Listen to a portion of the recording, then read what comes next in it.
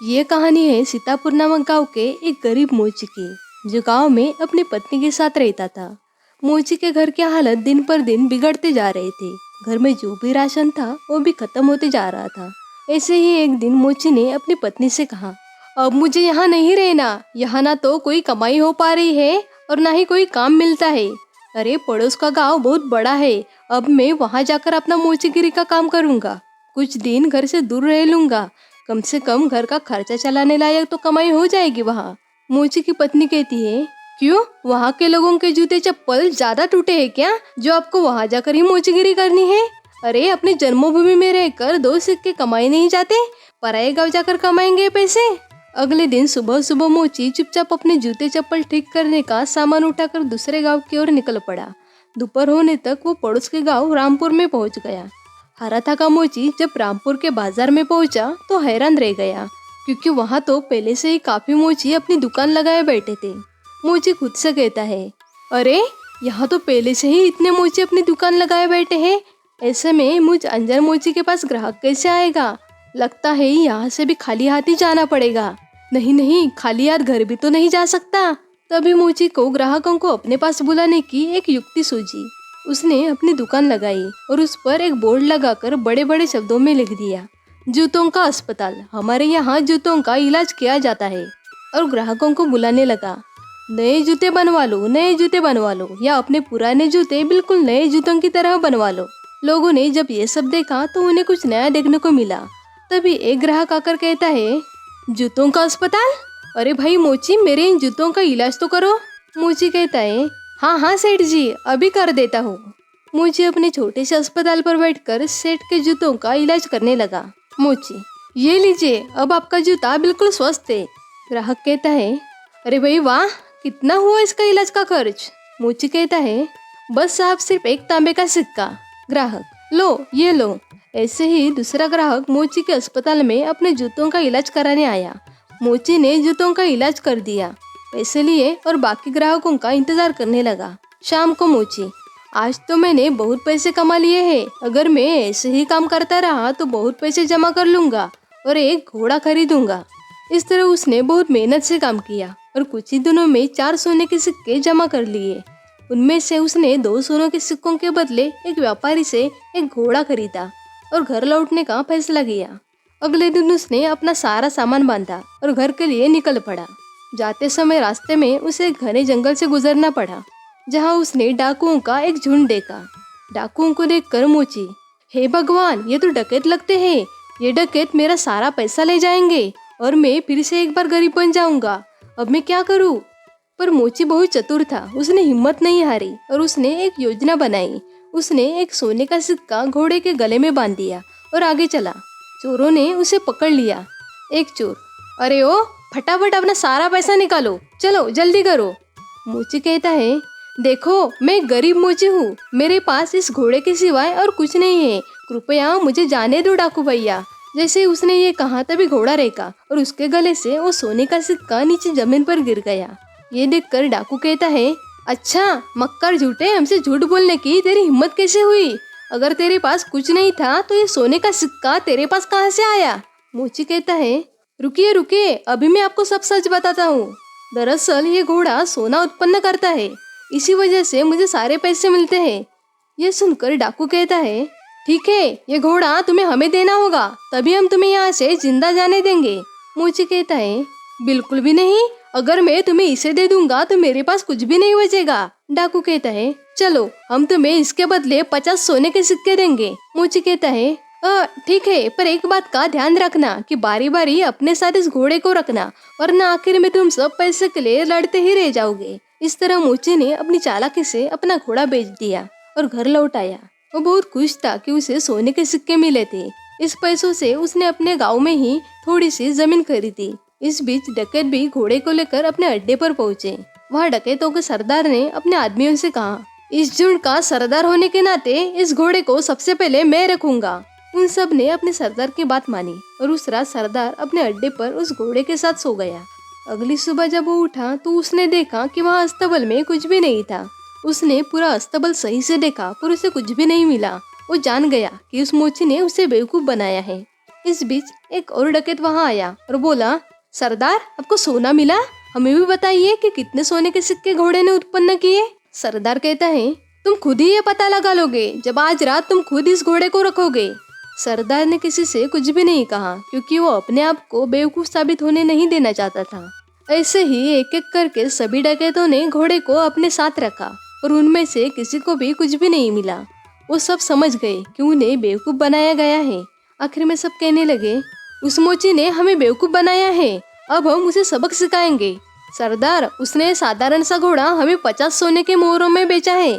हम उससे अपना पैसा वापस लेंगे और हमें धोखा देने की जरूरत की सजा देंगे। सरदार कहता है, हाँ चलो चलो। वो सबके सब मोची के घर की तरफ निकल पड़े। मोची अपने खेतों में काम कर रहा था। उसने सभी डकैतों को अपने घर की तरफ आते हुए देख लिया। मोची जल्दी से अपने घर में गया और अपनी पत्नी से बोला, अरे भाग्यवान, मेरी बात ध्यान से सुनो। अभी एक डकैतों का झुंड यहाँ आएगा और जब वो मेरे बारे में पूछे तब तुम उनसे कहना कि मैं खेतों में काम कर रहा हूँ। फिर हमारे कुत्ते कलुआ को मुझे बुलाने के लिए भेजना। ये कहकर वो अपने घर के पीछे छुप गया। कुछ देर में चोर वहाँ आ पहुंचे और मोची की पत्नी से कहते हैं, वो मोची कहाँ है? बुलाओ उसे, हम उससे बात करना चाहते हैं। मोची की पत्नी कहती है, वो तो खेत पर गए हैं। आप रुकिए, मैं अभी अपने कुत्ते को उन्हें बुलाने के लिए भेजती हूँ। कलुआ, जरा अपने मालिक के पास जाना और जाकर उनसे कहना कि कुछ लोग उन्हें बुलाने आए हैं। ये सब देखकर सरदार कहता है, ये सब क्या है? क्या कलुआ सचमुच तुम्हारे पति को यहाँ ले आएगा? मोची की पत्नी कहती है, जरूर, वो हर बात समझता है। जब वो खेत पर होते हैं और मुझे उनसे बात करनी होती है तो मैं बस अपने कलुआ को उनके पास भेज देती हूँ और कलुआ मेरी बातें उन तक पहुँचा देता है। डकैत मोची की पत्नी से बात कर रहे थे, तभी मोची वहाँ आ पहुँचा। ओहो डकैत भाई, आप यहाँ आए हैं? कलुआ ने मुझे बताया कि आप मुझसे कुछ बात करना चाहते हैं। डाकू कहता है, हमें तुम्हारे इस घोड़े से कुछ नहीं मिला, तुमने हमें धोखा दिया, हमसे झूठ बोला। मोची कहता है, अरे आप कैसी बात कर रहे हैं? मुझे लगता है आपको कुछ गलतफहमी हुई है। आज जो कुछ भी मेरे पास है वो सब कुछ इस घोड़े की बदौलत ही है। अच्छा चलो ठीक है, हम तुम पर एक बार और विश्वास करते हैं, और उसके बदले तुम्हें हमें ये कुत्ता भी बेचना होगा। इस पर मोची कहता है, अरे नहीं, बिल्कुल भी नहीं, मैं इस कुत्ते को तुम्हें नहीं बेच सकता। डाकू कहता है, अरे चलो, हम इसके लिए तुम्हें 40 सोने के सिक्के देंगे। थोड़ा इनकार करने के बाद मोची कुत्ता बेचने के लिए सहमत हो गया। चोरों ने कलुआ को लिया और चले गए। जब सभी डकैत अपने अड्डे पर पहुंचे तो सरदार ने ऐलान किया कि वो पहला होगा जो कुत्ते को अपने पास रखेगा।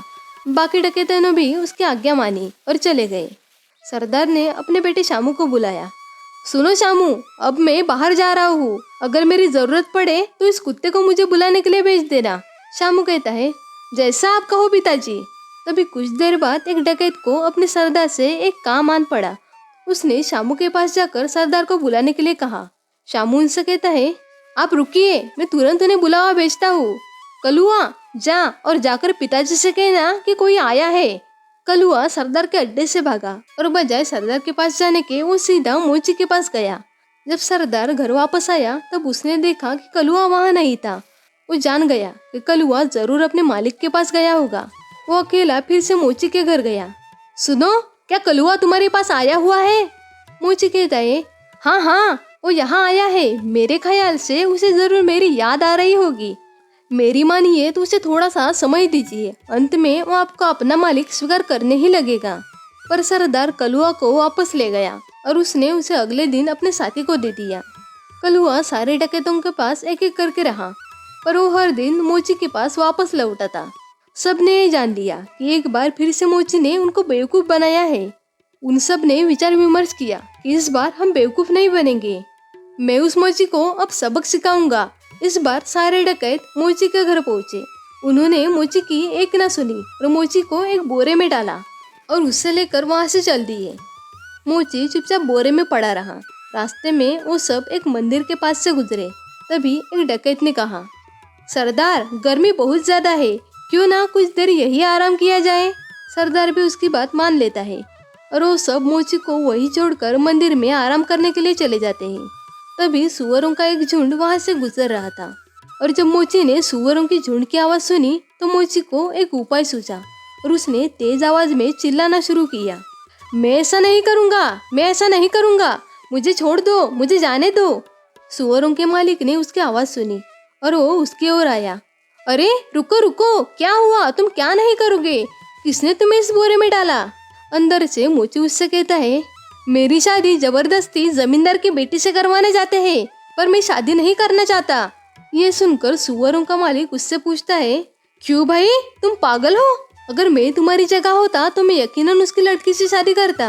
अंदर से मोची कहता है, अगर ऐसी बात है तो आओ, मैं तुम्हें इस बोरे में डाल देता हूँ और तुम जाकर उसकी लड़की से शादी कर लो। ये सुनकर खुश होकर सुअरों का मालिक कहता है, सचमुच? मोची कहता है, बेशक, लेकिन पहले मुझे बाहर तो निकालो।